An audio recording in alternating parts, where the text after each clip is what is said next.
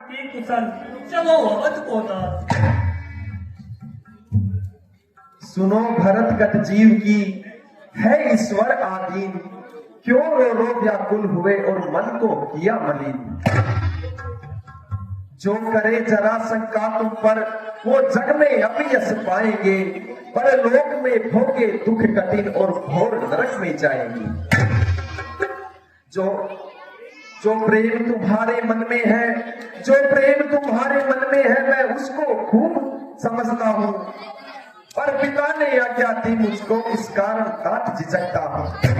मैं पूरी कर दिखला देता जो बात तुमने विचारी है, पर सत्य से अपने गिरता हूं, इसलिए तात लाचारी है। तत्काल मिलूंगा तुमसे मैं, तत्काल मिलूंगा तुमसे मैं, वापस आता तपोवन से। अब लौट अयोध्या जाओ तुम, संकोच को दूर तजो मन से।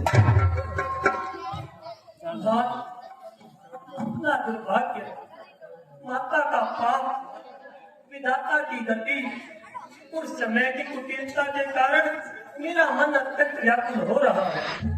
मुझे चारों ओर अंधकार दिखाई दे रहा है।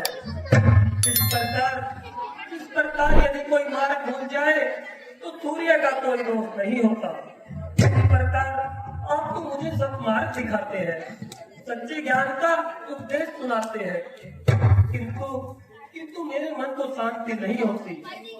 तुम ही हो आसरा मेरा, तुम ही हो आसरा मेरा, तुम ही बंधु सखा मेरे, तुम ही स्वामी गुरु मेरे, तुम ही माता पिता मेरे। अधिक तुमसे मेरा जग में, अधिक तुमसे मेरा जग में न कोई नाथ चारा है, तुम्हारे बिन अयोध्या में नहीं मेरा गुजारा है। प्यारे भरत, तुम तो धर्म और नीति को जानने वाले हो, मेरी अपनी और प्रजा की भलाई को पहचानने वाले हो। फिर यदि अयोध्या लौटकर प्रजा का पालन नहीं करोगे तो मुझे शांति और जनता को सुख कैसे दोगे। इसलिए अब मन को अधिक न कल्पाओ, आनंद पूर्वक होकर अयोध्या को लौट जाओ। यही आज्ञा पिता की है, यही आज्ञा पिता की है, यही है साधना अपनी, इसी में हित तुम्हारा है, यही है धारणा अपनी। वचन मेरा पिता आज्ञा, वचन मेरा पिता आज्ञा, परण अपना निभाओ तुम, करो मत देर अब भाई, अवध को लौट जाओ तुम।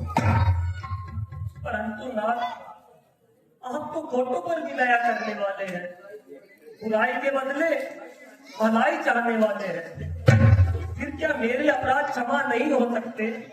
क्या कहते हो भरत, तुम अपराधी कैसे बन रहे हो? तुम्हारा चरित्र तो परम पावन है, तुम्हारे नाम में तो भक्ति का वास है। तुम्हारे बनाए हुए मार्ग पर चलकर इस संसार का कल्याण होगा। भाई, मैं तुम्हारी बात अवश्य मान लेता, परंतु क्या करूं, धर्म का मार्ग भी बड़ा कठिन है। सत्य रक्षा में ऐसी कठिनाइयां आया ही करती है। याद रखो, मोर ध्वज ने सत्य पर बलिदान बेटे को किया, सत्य पर राजस्वी ने परिवार तक भी तज दिया, सत्य पर राजस्वी ने परिवार तक भी तज दिया। सत्य हित के कारण ही हमें वनवास में आना पड़ा, सत्य का पालन करें हम, यही सच्चा कर्म है। याद रखो, सबसे ऊंचा सबसे ऊपर धर्म है। क्या बात है महाराज, किंतु मन नहीं मानता तो क्या करूं? मन को मनाना चाहिए। क्या तुम समझते हो कि तुम्हारे बिछोह में मुझे आनंद मिलता है? नहीं, कदापि नहीं। भाई, मैं धर्म के विचार से ही तुम्हें छोड़ रहा हूं। यह न समझो राम को, यह न समझो राम को तुम बिन यहाँ आनंद है, क्या करे पर राम अपने धर्म का पाबंद है।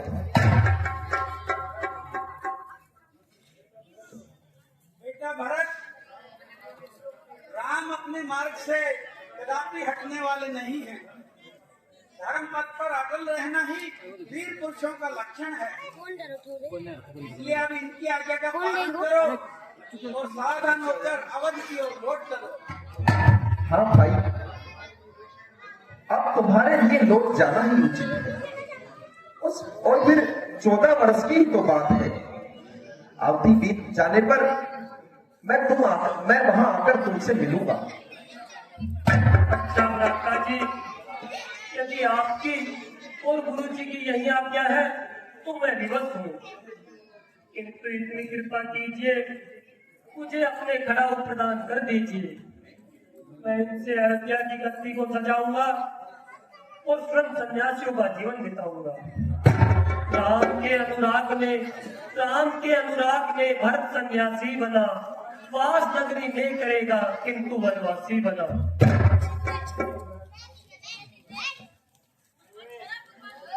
धन्य हो भरत, तुम धन्य हो। तुम दोनों साक्षात धर्म के अवतार हो। तुमने दिखला दिया कि धर्म पालन के सामने राज्य का कोई मूल्य नहीं है। एक वो हैं जो मरे जाते हैं कटकट राज पर, एक ये हैं जो ठोकर मार देते ताज पर। अच्छा प्यारे, लो मेरे खड़ाऊ ले जाओ।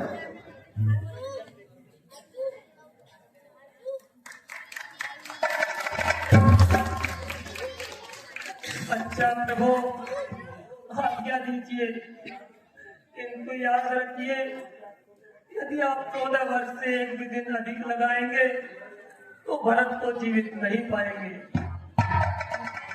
निश्चिंत रहो भरत,